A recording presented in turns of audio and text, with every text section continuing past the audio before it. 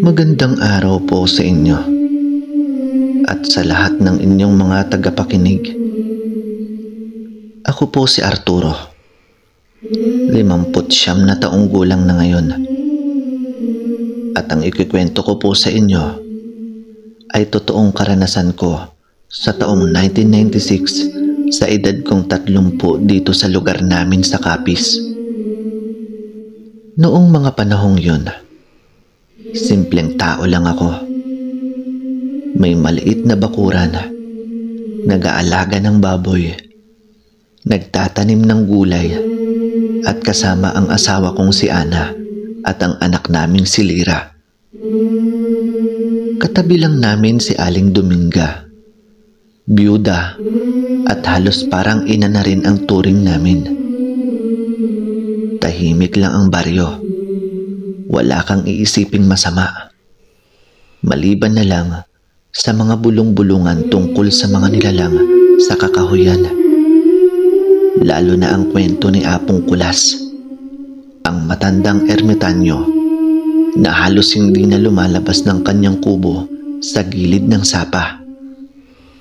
Sabi nila, si Apong Kulas ay may alam sa panggagamot, sa orasyon, at may hawak na tungkod na may taglay na mutya. Ang tungkod na yun, ayon sa matatanda, ay ipinapasa lang sa karapat-dapat. Isang taong hindi lang mabuti ang puso, kundi galing din sa angkan ng mga tagapangalaga ng liwanag. Wala sa isip ko noon na may kinalaman ako sa mga yon. Isang tanghali, habang nagpapakain ako ng mga alaga naming baboy, may lumapit na pulubi sa harapan ng bahay. "Apo, baka meron kang pwedeng maibigay na pagkain sa akin, kahit kaunti lang," sabi niya, mahinang boses at nakatukod sa baston na gawa sa kawayan. "Naku, Lo, sapat lang po yung pagkain namin eh. Pero sige, sandali lang ho," sagot ko. Sabay kuha ng natirang tinapa at kanin mula sa mesa. Nilagay ko ito sa isang dahon ng saging at inabot sa kanya. Tumingin lang siya sa akin. Hindi lang basta tingin, kundi parang pagsusuri. Kumindat lang siya sa akin bago siya umalis. Kinagabihan, may mga kakaiba akong naramdaman. Hindi ako mapalagay at parang may nanonood sa akin mula sa labas. Napansin ko ring tahimik ang mga hayop. Tahimik na hindi normal. Umihip ang malamig na hangin. Maya-maya, sumilip ako sa labas. At laking gulat ko nang makita ko si Apong Kulas sa may harap ng bahay. Nakakasalubong ko naman siya noon ilang beses. Pero ngayon lang siya lumapit sa akin. Nasa harapan niya ang tungkod, makintab na kahoy, may nakakabit na mga ukit at lumang tali. "Arturo, oras na para malaman mo ang katotohanan," sabi niya. Ano pong ibig nung sabihin, Lo?"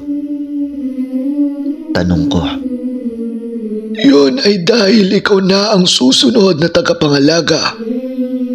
Sa dugo mo dumadaloy ang kapangyarihang ipinamana ng iyong mga ninuno. Dahil ang lolo ng lolo mo ay tagapangalaga rin ng tungkod at isa siya sa huling lumaban sa gabunan noon." Natigilan ako. Hindi ko alam kung dapat akong maniwala. Pero totoo ang nararamdaman kong panginginig sa katawan ko. Paano niyo naman nalaman, Lo?" tanong ko muli. "Nung una pa lang kitang nakita, naramdaman ko na agad. Pero hindi sapat yon para ibigay sa iyo basta-basta ang tungkod. Kaya ako nagpakilalang pulubi. Gusto kong subukan kung may kabutihan ka sa puso, kung magbibigay ka kahit na wala ka o sapat lang ang meron ka. Pero hindi lang yon ang batayan.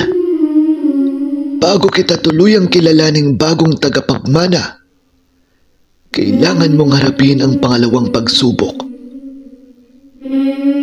May nilalang na nagtatago dyan sa may sapa. Hindi siya gabunan, pero ito'y alagad nila. Isa siyang nilikha ng dilim na kung tawagin ay alalayan. At bawat tagapangalaga ng tungkod ay kailangang harapin ito, hindi para patayin, kundi para lagpasan ang takot na nasa loob mo. Lumakad kami ni Apong Kulas sa madilim na bahagi ng sapa. Tahimik ang paligid.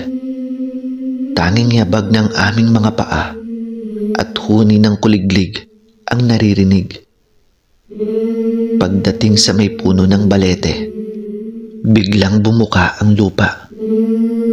May umangat na animoy anino. Kulubot ang balat, putol ang mga paa, at pula ang mga mata. Hindi ko magawang makagalaw. Nanginginig ako. Pero sa di ko malamang dahilan, biglang uminit ang palad ko at doon ko lang napansin na hawak ko na pala ang tungkod. Harapin mo siya, Arturo! Bulong ni Apong Kulas.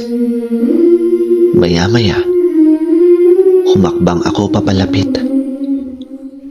Nangungusap ang mga mata ng nilalang. Hindi ito galit, pero para itong naghihintay lang ng hatol. Hindi mo ko kayang patayin, Arturo. Anito.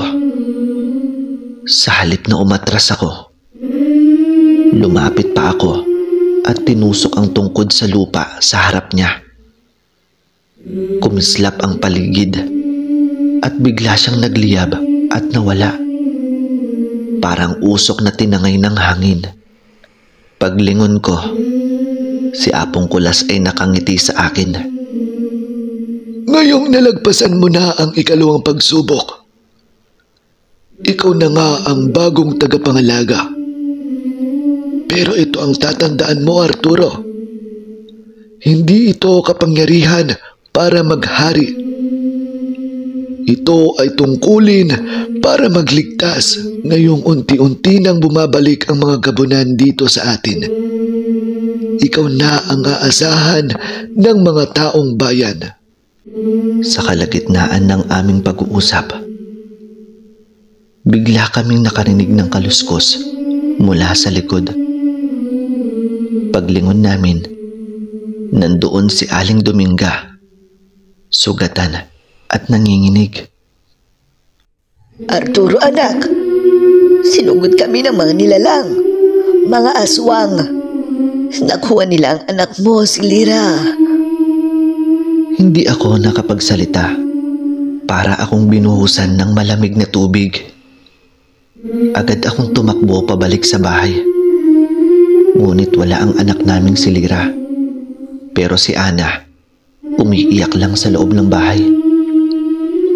Nagkalat ang mga basag na pinggan at ang sahig ay may bahid ng dugo.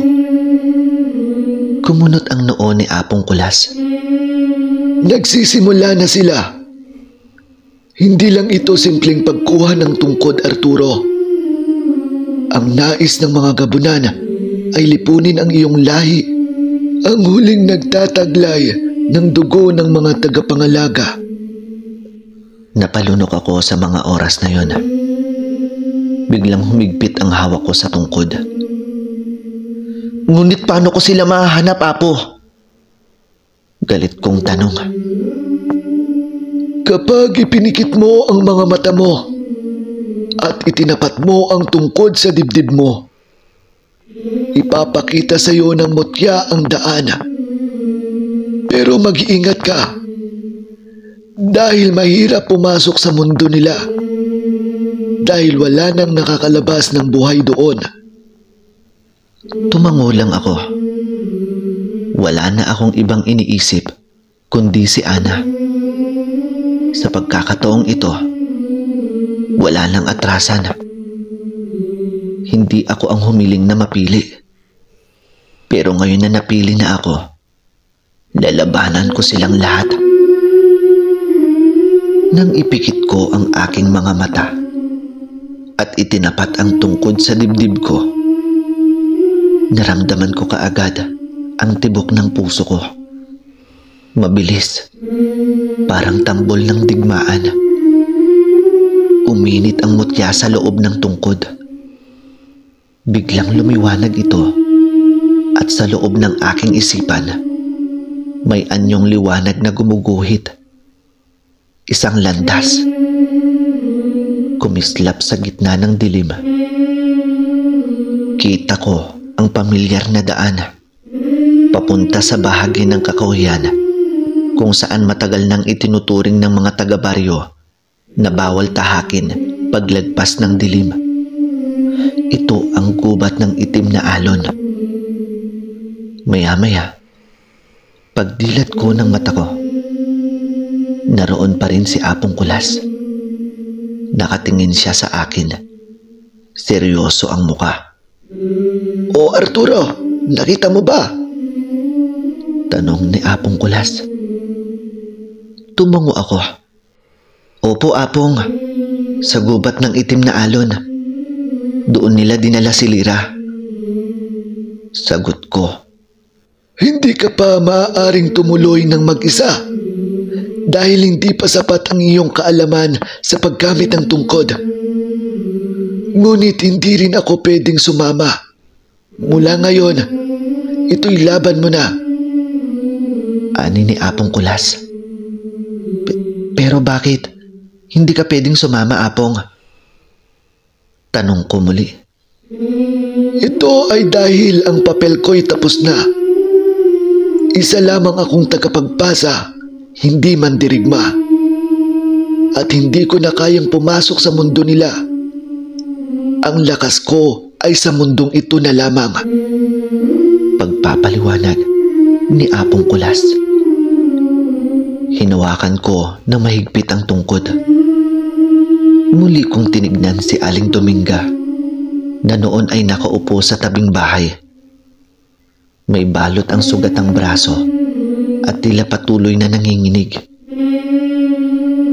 Aling Dominga, paano sila nakapasok sa bahay? Tanong ko. Dahan-dahan siyang tumingin sa akin.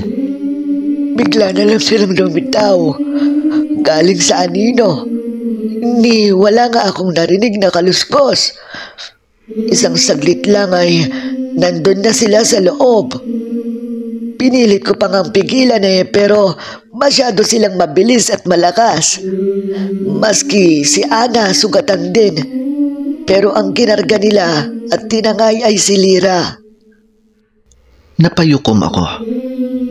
Tumindi ang pintig ng dibdib ko. Hindi na lang basta gulo ito. Dahil anak ko na ang kinuha nila. Bata, walang kalaban-laban. Ang kais-isang bunga ng pagmamahalan namin ni Ana. Hindi na ako nagdalawang isip. Mabilis kong tinanggal ang baluti ng tungkod at isinabit ang itak sa baywang. Alam kong kulang pa ang kaalaman ko sa pakikipaglaban at hindi ko pa kabisado ang lihim ng tungkod. Ngunit wala na akong panahon para maghintay dahil ang anak ko ang hawak nila, si Lira, at hindi ko hahayaang mapahamak siya. Lagi mong tatandaan ito, Arturo. Hindi lakas ang magdadala sa iyo sa dulo, kundi ang paninindigan ang tunay na sandata. Pagpapaalala ni Apong Kulas. Tumango lang ako. Pero bantayin mo si Ana at si Aling Dominga, Apo. dahil hindi na sila ligtas dito. Sabi ko. Gagawin ko ang lahat ng makakaya ko. Basta't lakasan mo lang ang loob mo, anak. Sa gubat na yon, mas mahalaga ang puso kaysa sa lakas ng braso. Hindi na ako sumagot. Lumakad ako patungong gubat ng itim na alon. Ang landas ay makipot. Madulas ang damo.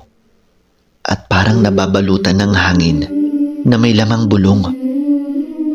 Sa bawat hakbang ko, may pakiramdam akong sinusundan ako ng mga matang hindi ko nakikita. Puno ng anino ang paligid at ang mga puno'y matataas, tila umaabot sa ulap. May mga ugat na waring buhay, gumagalaw kapag hindi mo tinitignan. Ngunit hindi ako tumigil. Hawak ko ang tungkod sa kanan, ang itak sa kaliwa, at patuloy ang paggabay ng mutya sa dulo ng tungkod. Naglalabas ito ng mahinang liwanag na parang bituin sa gitna ng kadiliman. At habang lumalalim ang paglalakad ko, ay mas lalong naging mabigat ang hangin.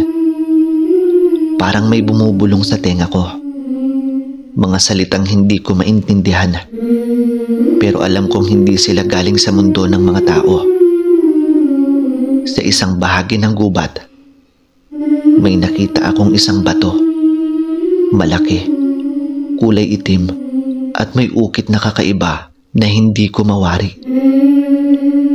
Hinipo ko ito gamit ang tungkod. Maya-maya, biglang lumabas ang liwanag mula sa mutya at nilamon ng anino ang paligid. Pagdilat ko, wala na ako sa kagubatan. Nasa ibang lugar na ako. Ang paligid ay tila hindi lupa. Ang langit ay kulay abo. At ang lupa'y parang gawa sa abo at putik. Malayo sa kanan ko, may tore na itim. Baluktot ang tuktok nito, na tila palad na nakataas sa langit. At sa paligid nito, may mga nilalang na gumagapang. Mahahaba ang leeg, walang mata, at parang hayok sa dugo. Napayukom ako ng kamao. Hindi pa ako handa. Alam ko yun. Pero wala na akong babalikan kung hindi ko ililigtas ang anak kong si Lyra.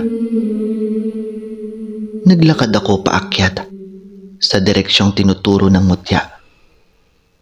Sa bawat hakbang, nararamdaman kong parang may humihigop ng lakas mula sa akin. Sa isang sandali, napatigil ako dahil sa di kalayuan, may isang nilalang na tila naghihintay.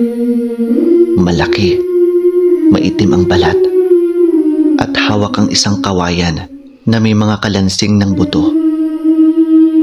Tumingin ito sa akin. Hindi siya agad umatake. Tila sinusuri niya ako. Bagong tagapangalaga. Alam kong hindi ka pa handa. Ngunit bakit ka naririto? Sabi ng nilalang. Para iligtas ang anak ko laban sa inyo. Wala nang nakakalabas dito ng buhay. Ang liwanag mo ay mapupundi sa dilim na to.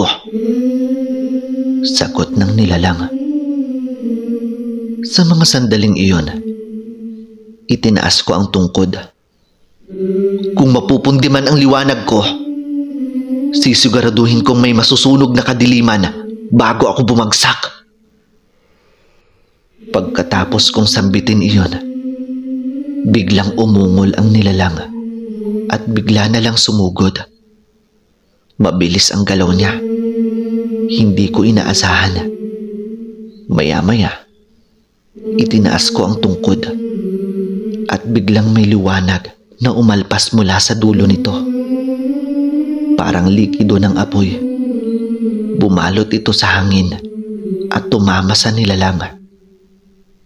Napaurong ito pero hindi nasugatan. Kaya naman muli siyang sumugod. Inilagan ko siya at inundayan ng itak sa gilid. Tumama ito pero parang bato ang balat niya. Kaya tinamaan ako sa balikat. Sanhi ng pagkadulas ko sa lupa. Hindi pa sapat ang lakas mo, tagapangalaga. Sabi niya. Pero sa sandaling iyon, tila may gumising sa loob ko. Biglang uminit ang palad ko. Kumislap ang mutya at mula sa lupa, may tumubong ugat ng liwanag na bumalot sa katawan ng nilalang. Tama ka! Hindi ko kailangan ng lakas na sinasabi mo. Ang kailangan ko lang ay manindigan.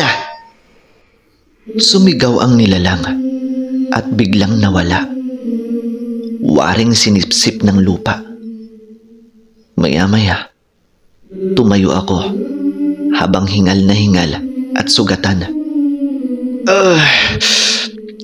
Lira, anak, nasan ka na ba? Lumakad ako papunta sa tore. Sa paanan nito, may pintuang gawa sa bato. Inilapat ko ang tungkod at bumukas ito. Sa loob nito, may hagdang pababa at agad akong bumaba doon. Ang ilaw ng mutya lang ang tangi kong gabay. Sa bawat baitang, may mga nakaukit sa dingding. Mga tagapangalaga ng nakaraan. Mga sinaunang gabunan. Mga mandirigmang hindi na bumalik. At sa pinakailalim, may silid na may altar. At sa gitna noon, naroon si Lira. Nakagapos, nakapikit, at may marka sa noo. Kulay itim ang marka. Kumikislap na parang buhay. Lira, anak! Maya-maya pa'y biglang sumara ang pinto sa likod ko. May malamig na hangin na dumaan at mula sa dilim, lumitaw ang gabunan. Malaki ang katawan nito at balot ng mahahabang balahibo. May mga matutulis na pangil at matutulis na kuko. Bagong tagapangalaga. Narating mo ang lihim na kuta namin. Pabulong na sabi niya. Bitawan mo ang anak ko! Hindi ko siya hawak. Siya ang pumili. Ano ba ang sinasabi mo na siya ang pumili? Ang dugo ng mga tagapangalaga ay may lakas na hindi basta natutulog. Hindi sa kanya. Gising na gising. Mas malakas pa kaysa sayo. Kung ganon, hindi ko siya hayaang gamitin nyo. Tama ka. Hindi siya para sa amin, kundi para sa sarili niya. Sa mga sandaling iyon, lumapit ako. Itinaas ko ang tungkod. Nagsimula na namang magliwanag ang mutya. Pero biglang dumilat si Lira. Mapungay ang mata. Parang wala sa sarili. Papa? Lira, anak. Ako to si Papa. Papa, masakit po. Sakit ng dibdib ko. Biglang lumiwanag ang marka sa kanyang noo. Sumigaw siya. Ang buong silid ay nag-iba. May mga aninong sumambulat sa paligid. Isa-isa silang bumuo ng mga anyo ng aswang. Mga nilalang na parang multo. Mga ulog. At ang gabunan ay nakatayo lang sa gitna. Nanonood. Lira, anak! Lumaban ka! Ayoko na. Ayoko ng ganito. Maya-maya, biglang bumalot ang dilim sa katawan niya. Nawala ang mga gapos. Tumayo siya, pero hindi na siya ang batang kilala ko. Ang tingin niya sa akin ay hindi puno ng takot, kundi galit. Bakit mo kami iniwan, Papa? Bakit hindi mo kami binantayan? Tinig ni Lira, pero hindi na boses niya. May halong ibang tinig. Matanda, masama.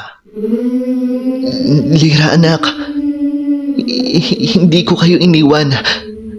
Nilabanan ko sila para sa inyo. Mahal na mahal kita anak. Maya-maya pa, biglang lumambot ang mukha niya. Tumulo ang luha sa isang mata, pero ang marka ay kumikislap pa rin. Mahal mo ko? Oo naman anak, ipaglalaban kita hanggang sa dulo. Sa mga sandaling iyon, itinaas ko ang tungkod at mula rito ay lumabas ang liwanag na hindi pa ganoon kalakas. Tumama ito sa puso ni Lira at nagsigawan ang mga nilalang sa paligid. Parang sumabog ang silid sa liwanag at sa gitna ng liwanag, sa mga sandaling iyon, ay bumagsak si Lira sa aking bisig at wala na ang marka sa kanyang noo. Papa, ang sakit. Pero parang nawawala na. Niyakap ko siya ng mahigpit. Nandito na si Papa anak. Hindi kita iiwan.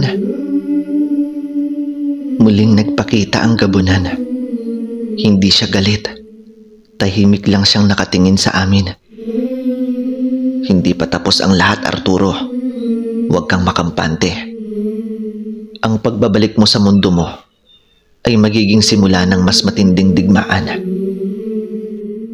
Alam ko, pero lalaban ako at hindi ako uurong. Tumingin siya sa akin ng matagal. Sa susunod na pagkikita natin, humanda ka na. Dahil hindi na kita bibigyan ng pagkakataong mabuhay. Kung ganun, sa susunod nating pagkikita, mas malakas na ako at wawakasan ko na ang buhay ninyong mga nilalang kayo. Maya-maya, nag-iba ang paligid. Naramdaman ko ang pag-ikot ng mundo. Isang pitik ng hangin. At bigla akong nasa kakahuyan. At nasa braso ko pa rin ang anak kong si Lira. Mahimbing na natutulog. Sa di kalayuan, may apoy. Si Apong Kulas, si Ana, at si Aling Dominga nakatingin sa amin. Buhay siya at nailigtas ko siya laban sa mga gabunan. Lumuhod si Ana at niyakap ang anak namin.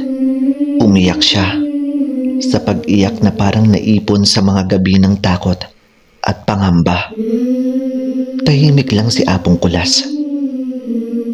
Pero nakita ko sa kanyang mga mata na may pag-asa.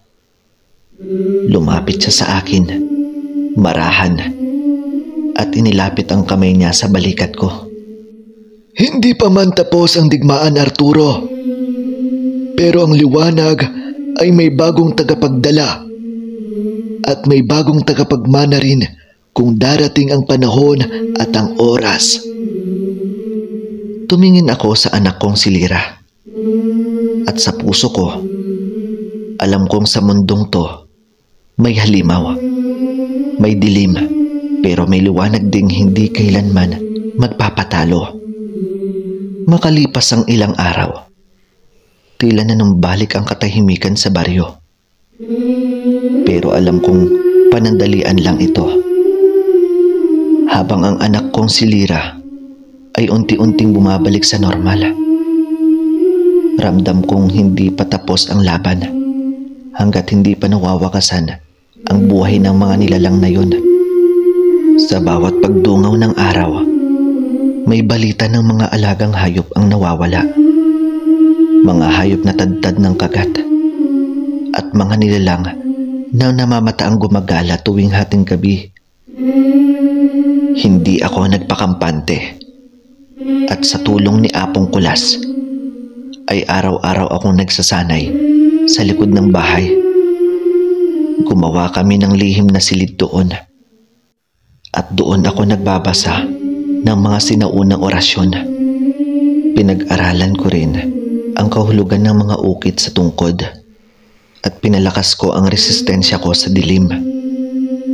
Alam kong darating muli ang mga gabunan at sa susunod na pagkakataon, mas malakas sila at kailangan mas handa na ako. Isang hating gabi, habang nagbabantay ako sa pasukan ng kakahuyan, may naramdaman akong kakaiba sa hangin. Biglang bumigat ang paligid at ang mutya sa dulo ng tungkod ay kumislap ng kulay pula. Hindi pa ito nangyari dati. Ibig sabihin, may malapit sa akin. Agad akong bumalik sa bahay at pinanatiling tahimik ang paligid. Pinapunta ko si Ana at si Lira sa lihim na silid sa ilalim ng bahay. Si Aling Dominga naman ay inutusan kong magdasal ng orasyon habang binabantayan ang pinto. Sa sandaling iyon, ako lang ang lumaban. Ako lang ang dapat humarap sa kanila. Sa may bukid, sa gilid ng baryo, nandoon sila. Mga nilalang na gumagapang, gumagala, at mga ilan ay lumilipad. At sa gitna nila, isa na namang gabunan na higit na malaki. At hawak pa rin ang sibat na tila gawa sa buto ng tao. Arturo, pinilit mong ibalik ang batang may itim na dugo. Pero alam mong sa huli, kami rin ang mananalo. Diyan kayo nagkakamali. Hanggat nabubuhay ako, hindi niyo siya makukuha. At hindi niyo malalapastanganan ang lugar na to. Hindi mo alam ang kabuuan ng sinimulan mo, tagapangalaga. Hindi kami ang nauna. Hindi rin kami ang huli. Isa ka lang sa mga yugto at ikot ng dilim at liwanag. Tama ka, gabunan. Pero sa yugtong ito, ako ang nagsulat ng laban. Maya-maya pa'y sumugod ang mga nilalang. Inikot ko ang tungkod. At mula sa dulo nito ay lumabas ang liwanag na bughaw, ngunit hindi apoy. Isa itong enerhiya, tila hangin na may hugis. Tinamaan nito ang unang 3 halimaw na sumugod at agad na nagliyab. Humugot ako ng orasyon sa isip ko. Santisima Trinidad, San Miguel Arcangel, iligtas mo ang banal mula sa karinglan. Sabay saboy ng pulbos na asin sa harap ng bahay. Bumuo ito ng bilog at mula roon, lumitaw ang isang alon ng liwanag na nagtaboy sa mga nilalang. Ngunit ang gabunan ay hindi umatras. Tumalon siya, itinaas ang sibat at bumagsak sa lupa at sa harapan ko. Umuga ang paligid at isang alon ng dilim ang bumalot sa akin. At hindi ako makahinga. Pakiramdam ko'y hinihigop ang lakas ko. Pero sa loob ng isip ko, isang tinig ang bumulong. Tungkod mo'y hindi lang sandata. Ito'y bahagi mo na, Arturo. Sa mga sandaling iyon, ay inikot ko ang tungkod sa lupa. At mula roon, ay sumabog ang liwanag na umabot sa langit.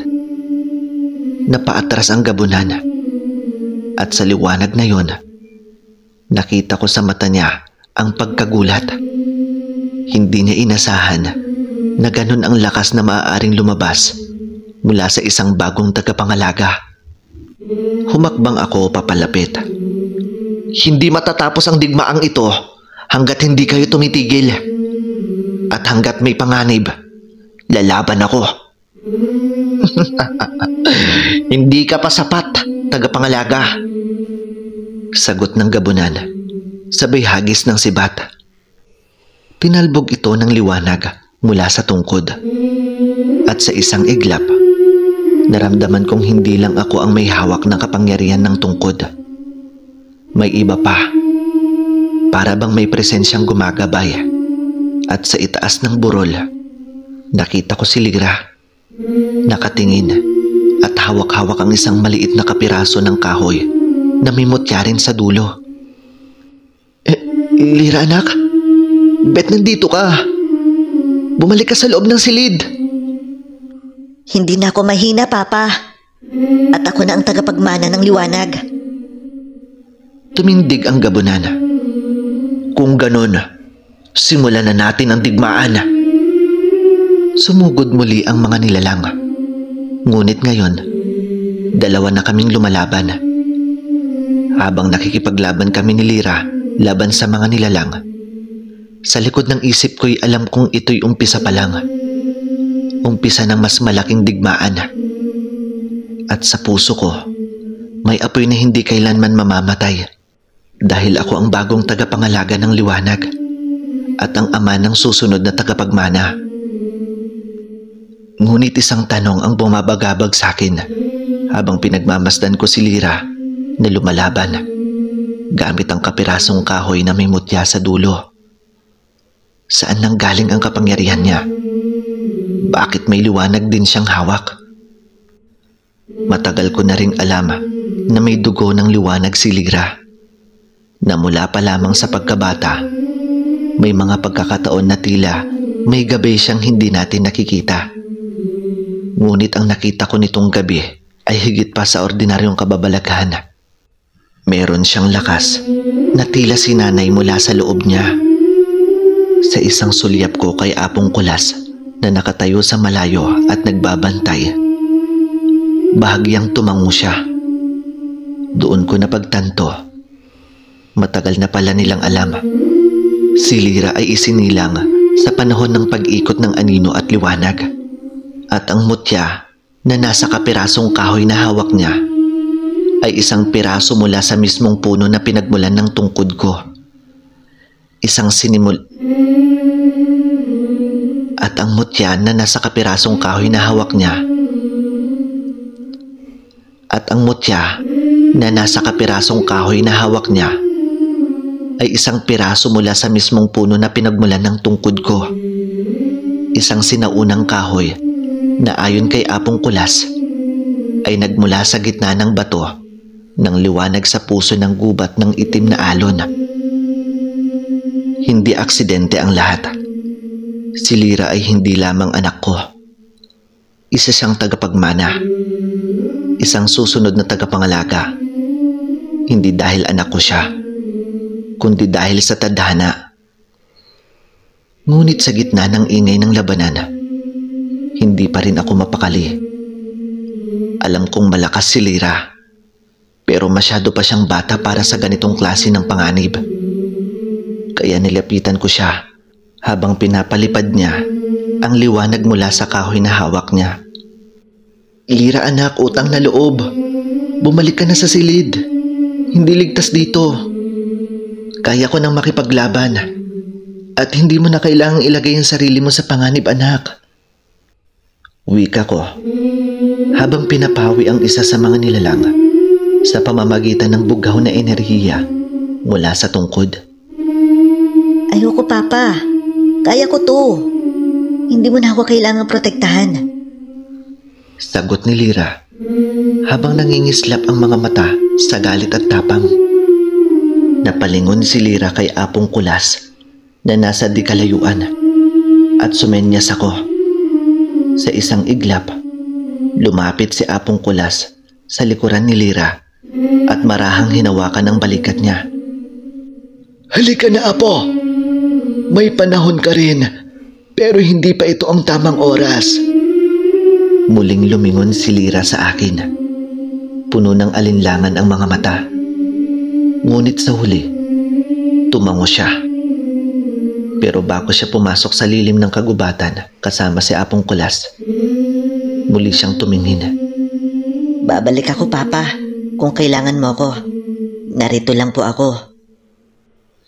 Tumango ako at muling humarap sa mga nilalang na ngayoy muling sumusugod. Maya-maya, lumakas ang hangin. Tila may sigaw ng libo-libong espiritu sa bawat hampas ng dilim.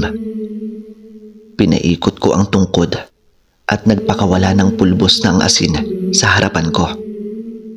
Sa bawat butil nito ay nagliwanag na tila nagmumula sa puso ng araw, humahampas sa mga katawan ng nilalang at binabasag ang anyo nila. Biglang sumulpot mula sa gilid ng kakahuyan ang gabunan. Mas malaki na ito kaysa kanina at may mga markang kulay dugo sa katawan nito. May hawak pa rin siyang sibat na may sumasagisag na usok sa dulo. Arturo! Bakit mo naman pinaalis ang tagapagmana? Sigaw ng gabunan. Hindi mo siya kailangan at hindi mo siya makukuha. Sagot ko, sabay hampas ng tungkod sa lupa. Mula sa ilalim ay lumabas ang ugat ng liwanag. Gumapang ito sa paligid at bumalot sa katawan ng gabunan. Ngunit bigla itong pumiglas. Parang apoy na itinaboy ng hangin ang liwanag. Tumalon ito sa ere at muling inihagis ang sibat. At sa mga sandaling iyon, inilagay ko ang tungkod sa harap ko at sinalubong ang sibat ng gabunan. Tumalbog ito, ngunit may persang tumulak sa akin paatras. Kumalat sa lupa ang alon ng kadiliman na nagpatigil sa paligid. Pati ang mga alitap-tap sa hangin ay biglang nawala. Isang matandang tinig ang bumalot sa himpapawid. Ikaw ang tagapangalaga, ngunit hindi ikaw ang may huling salita. Napalingon ako sa tabi ng punong matagal ng tuyo. May anyo ng isang matandang babae na tila alingaw-ngaw lamang, ngunit wala ito roon kanina. Nagtaka ako. Si Aling Dominga ba yun? Ngunit hindi. Iba ang presensya niya. Mas luma, mas matanda kaysa sa lahat ng nakilala ko. Maging matalino ka, Arturo. Ang digmaan ay hindi palaging laban ng lakas. Minsan, ito'y laban ng loob. Hindi ko na siya nakitang muli. Ngunit naiwan ang kanyang tinig sa hangin at naiwan rin ang babala. Muli akong tumayo kahit hirap at huminga ng malalim. Ang tungkod ay may init pa rin sa kamay ko. Tila may buhay. Tinungo ko ang gitna ng bukid kung saan nakatayo ang gabunan. Nakangisi at tila nag-aabang ng susunod kong hakbang. Ang bawat galaw ko ay may kasamang dasal at sa bawat hampas ng tungkod ko ay may kasamang alaala ng lahat ng tagapangalaga bago napunta sa akin. At sa di kalayuan, nararamdaman kong hindi pa rin umaalis si Lira. Nariyan lang siya, naghihintay, nagmamasid, at handang lumaban muli kung kinakailangan, kasama si Apong Kulas. Halos huminto ang oras sa gitna ng laban. Ang paligid ay tahimik na tila nilamon ng anino. Sa bawat tibok ng puso ko ay kasabay ng bulong ng mga ninuno sa hangin. Isang himig na matagal ko nang naririnig pero kailanman hindi ko nakalimutan. Nakahandusay ako sa lupa. Hawak pa rin ang tungkod habang dumadaloy mula rito ang mainit na enerhiya nito. Tumama ang sibat ng gabunan sa aking tagiliran.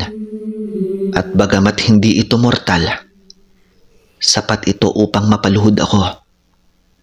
Tumagas ang dugo ko, pero mas malakas ang panawagan ng tungkod. Mula sa aking paningin, aninag ko si Lira na pilit pinipigilan ni Apong Kulas. Kita ko sa mukha ni Lira ang pag-aalala. Ngunit tumango lamang ako. isang senyas para wag siyang lumapit. Ayokong madamay pa siya. Sa mga sandaling iyon, isinara ko ang mga mata ko.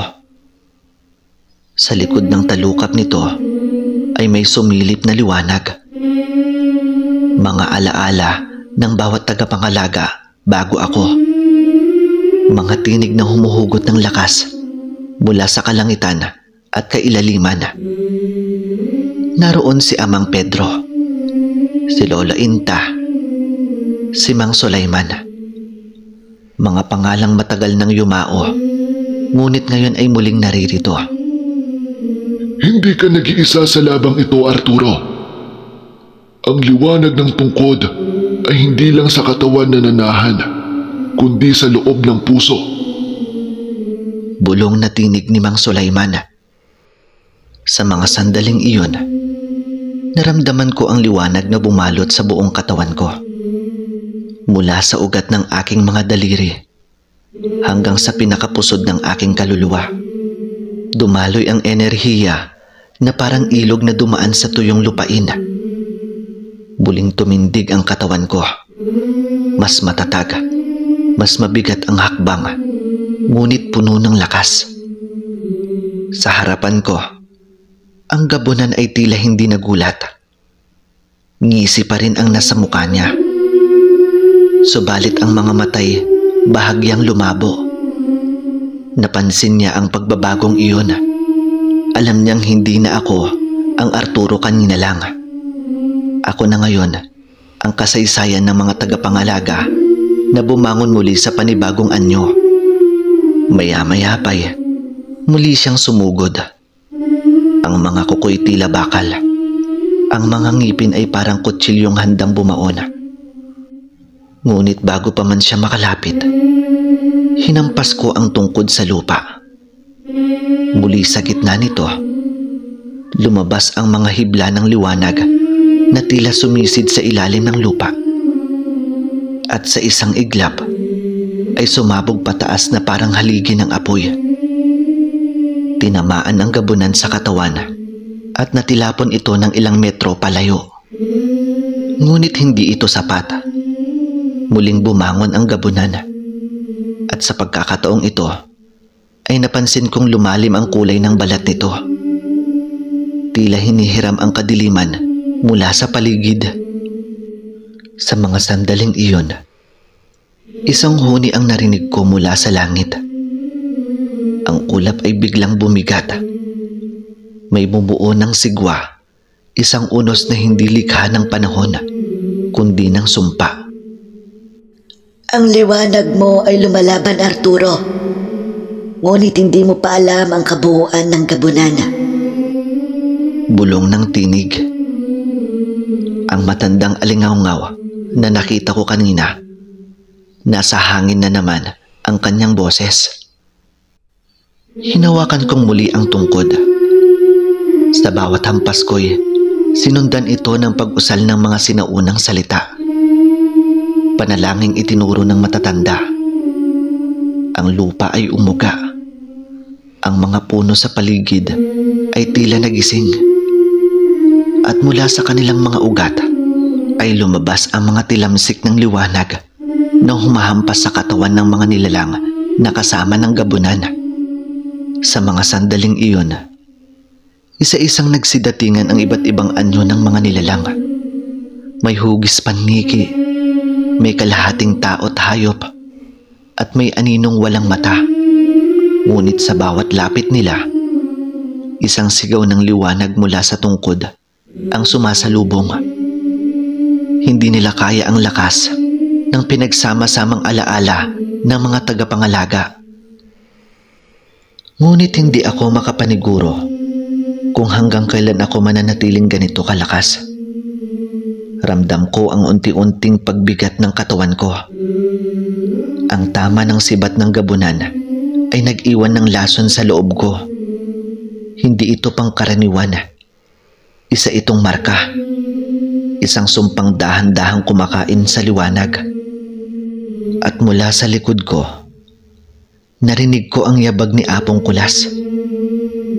Hawak pa rin niya si Lira. Ngunit ramdam ko ang panginginig ng kanyang kamay. Alam niyang mabigat ang susunod na sandali. Lumapit siya at inilagay ang kamay sa lupa.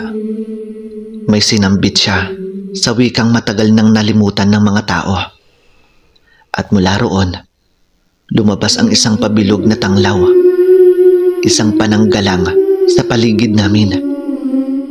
Hindi magtatagal ang lakas mo, Arturo. Kailangan nating iukit sa lupa ang selyo ng liwanag. At kung hindi, mas lalakas ang kadiliman. Tumango ako. Mula sa loob ng aking puso ay lumabas ang huling bugso ng lakas. Ang tungkod ay kumislap ng bughaw. At ang lupa sa aking paligid ay nagbago ng kulay. Ang damoy naging ginto. At ang hangin ay kumakanta ng mahihinang awit. Mula sa himpapawid ay bumaba ang liwanag na tila tubig. Tumalon muli ang gabunan. At sa bawat hakbang niya ay nasusunog ang lupa. Subalit bago siya makalapit, pinalibutan siya ng mga tanikala ng liwanag mula sa selyo ni Apong Kulas. Pilit siyang kumakawala. Ngunit sa bawat pagsikad niya ay mas lalong humihigpit ang tali. Hindi ko alam kung gaano katagal ang bisa nito. Ngunit alam kong kahit papaano, may oras kaming nakuha. Oras upang magdesisyon. Oras upang maghanda. O kaya oras upang muling sumanib ang tagapangalaga at tagapagmana. Sa di kalayuan, si Lira ay nakatitig pa rin. Nasa mga mata niya ang apoy. Ang kapirasong kahoy na may mutya sa dulo ay humihigop ng liwanag mula sa paligid. Hindi siya nagsasalita. Ngunit alam kong naririnig niya ang panawagan ng tungkod ng lupa, ng langit. Lira anak, malapit na ang panahon mo. Bulong ko sa hangin. Sa kabila ng liwanag at kadilimang nagbanggaan sa gitna ng kagubatan, muling sumiklab ang alingawngaw ng kaguluhan. Ang gabunan, sugatan man, ay hindi pa rin sumusuko. Lumalaban ito ng buong lakas. Isinusumpa ang mga tanikala ng liwanag na bumabalot sa kanyang katawan. Hindi ako dito magwawakas! Sigaw ng gabunan habang ang mga kuko niya'y naglalagablab ng itim na apoy. Muli siyang sumikad at ang lupa'y bumaon sa bigat ng kanyang pwersa. Buong lakas akong humakbang pasulong. Hawak ang tungkod na ngayoy pumipintig ang ilaw na tila may sariling buhay. Sa bawat hakbang ko ay nag-iiwan ako ng marka sa lupa. Isang selyo na hindi kayang lapitan ng dilim. Hindi ka lamang lumalaban sa akin, kundi kalaban mo rin ang lahat ng tagapangalaga ng tungkod. Mariing wika ko habang nakatitig sa gabunan. At ngayong gabi, ititigil ko na ang paghasik mo. Sa mga oras na yon, ikinumpas ko ang tungkod sa hangin. At mula rito'y lumabas ang tatlong liwanag na anyo ng mga kaluluwa ng mga tagapangalaga. Si Amang Pedro, si Lola Inta, at si Mang Sulaiman. Umikot sila sa paligid ng gabunan.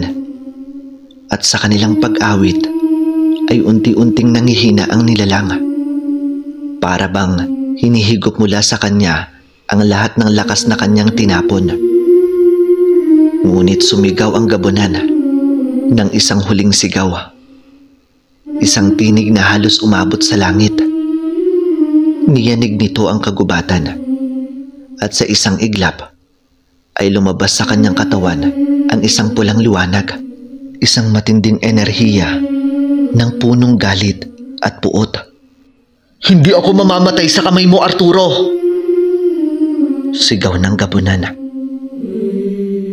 Ngunit hindi na siya makakawala. Lumapit si Apong Kulas.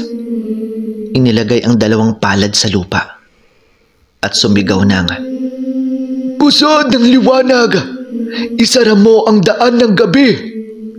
Sa isang iglap, ang lupa ay bumuka. Mula rito ay lumabas ang sinag ng liwanag na parang haligi ng araw. Binalot nito ang buong katawan ng gabunan. Napasigaw ito, napapikit, at sa huling sandali ng kanyang pag-iral, nagsumamo ito ng isang tanong. Bakit may lakas ang liwanag? Isang galit ng katahimikan. Tumugon si Arturo. Dahil ang liwanag ay pag-ibig. Dahil ikaw, gabunan, ay walang kailanman pag-ibig sa puso. Dahil kadiliman ang bumabalot sa'yo. Sa huling iglap ng kanyang paghinga, nadurog ang katawan ng gabunan sa liwanag. Unti-unting naglaho, kasabay ng pagtila ng unos sa langit. Ang paligid ay muling nabalot ng katahimikan. Ngunit ito'y kapayapaang may kahulugan.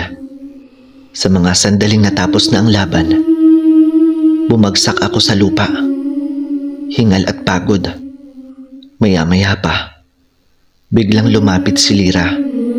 Mabilis, ngunit may paggalang. Dala pa rin ang kahoy na may mutya. Inalalayan niya ako, at sa kanyang mga matay may luhang di ko pa nasaksihan noon.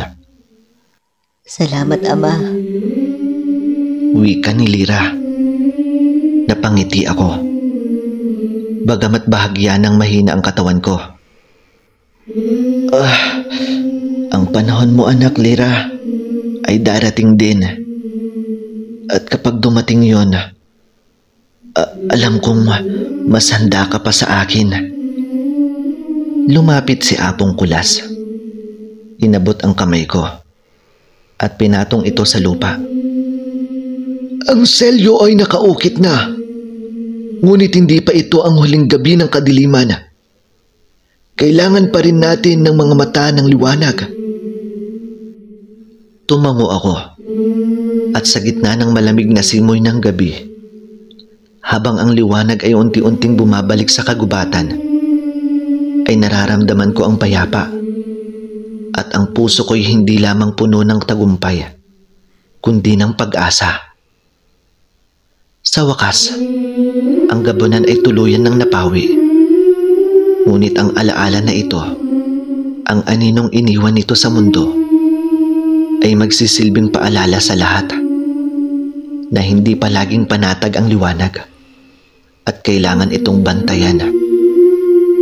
Sa huli, habang kami ay lumalakad palayo mula sa pinangyarihan ng labanan, may iniwan akong mensahe para sa mga makikinig ng kwento.